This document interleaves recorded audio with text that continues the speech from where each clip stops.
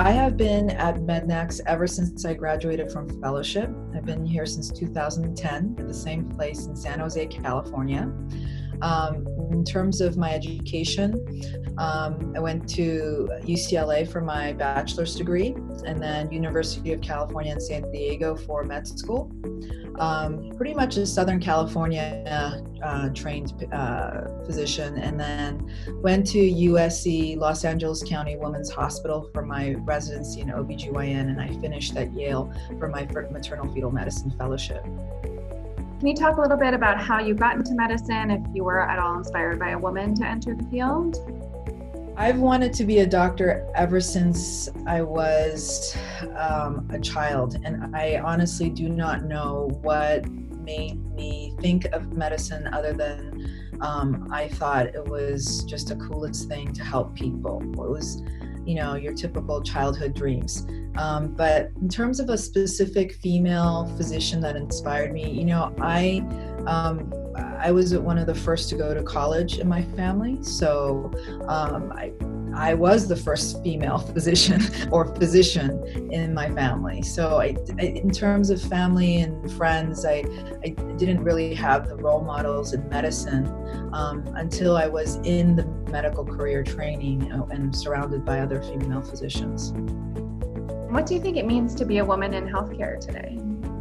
I thought about that question for a long time, and I think first the fact that I have to think about that question and what it means, I think speaks to the fact that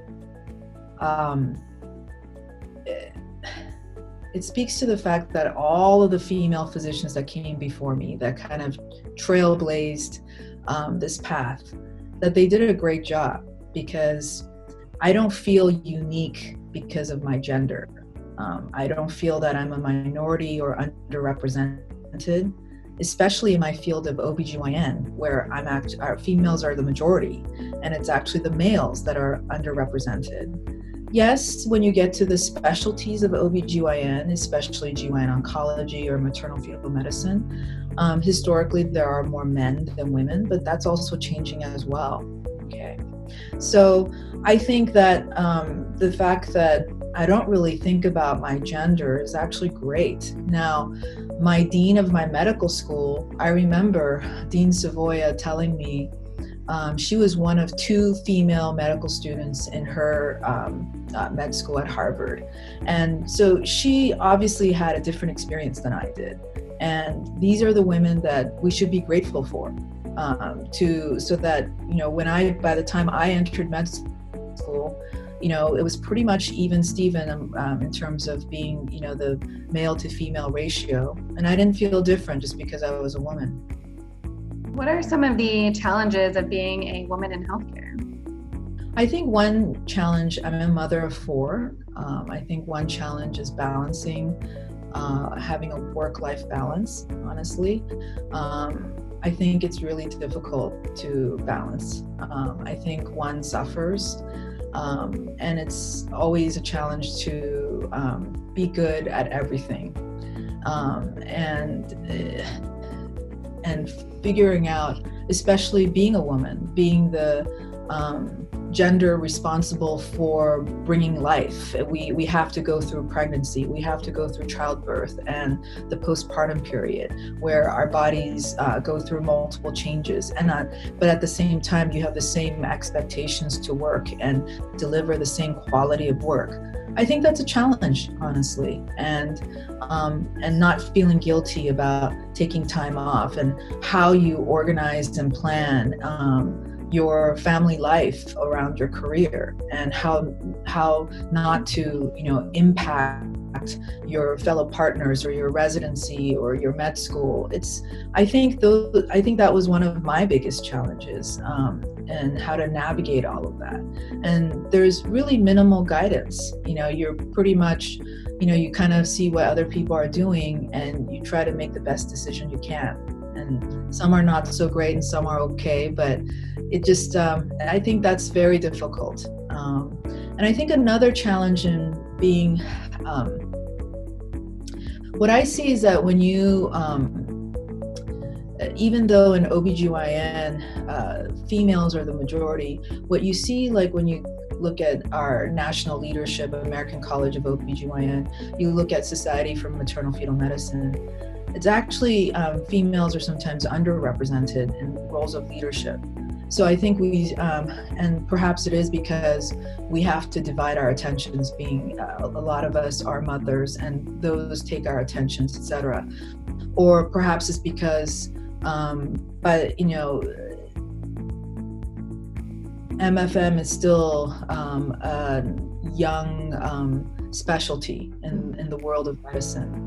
And perhaps because of all of these things, it's going to take time for women to kind of really represent in all areas of leadership. I mean, there's great female leaders in ACOG and MFM, but historically, it's not even equally distributed, nor does it represent the number of females actually in OBGYN training versus the number of males. It's very skewed. I mean, I was in a residency training program with 12 residents a year, and so that's 48 residents at one time, and probably we had 2 men.